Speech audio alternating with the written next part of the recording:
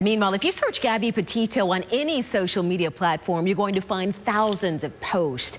News outlets around the world shared her pictures and her video, and they covered the search to find her. And this morning, our in-depth reporter Stasi Olmos takes a look at the role social media played in this case and if it can happen again to find other missing persons.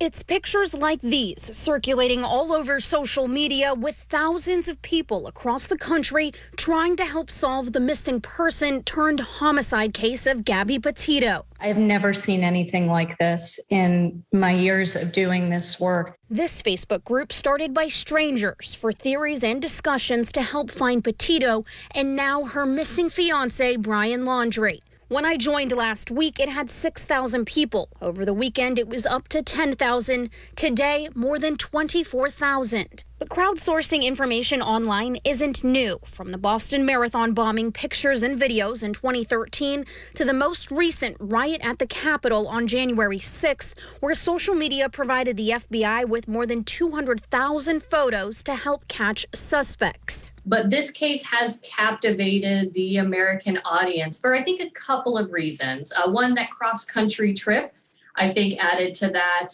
And, their very public lives on social media. We also had that body-worn camera footage. It's interesting. People have been discussing missing white woman syndrome and how it contributes to Gabby's story and her appeal to the public. And I think it's too simplistic of an explanation.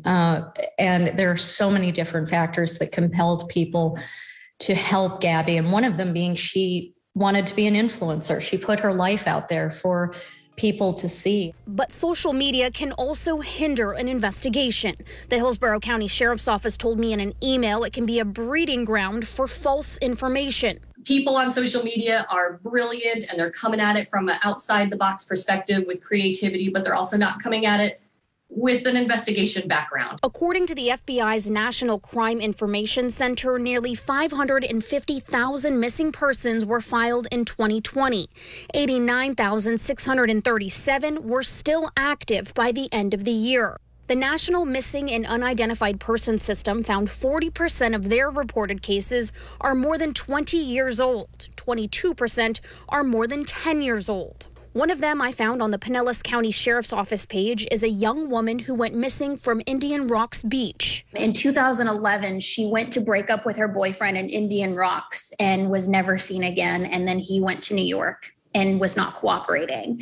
But she was never found, and she still hasn't been found 10 years later. Do you think that she may have been found if we had the type of social media presence that we have today? Good question. Potentially. The younger generation certainly has a big digital footprint where their lives are online. They're documented. They're leaving a paper trail for anyone basically to see. And I think that in some respects can work to law enforcement benefit. One post in this Gabby Facebook group requested that they continue efforts for other missing people once hers is solved. There have been cold cases since the start of the internet. Hopefully people will go back and try and find those missing pieces. That would be phenomenal. The 22-year-old had a dream to be a social media influencer.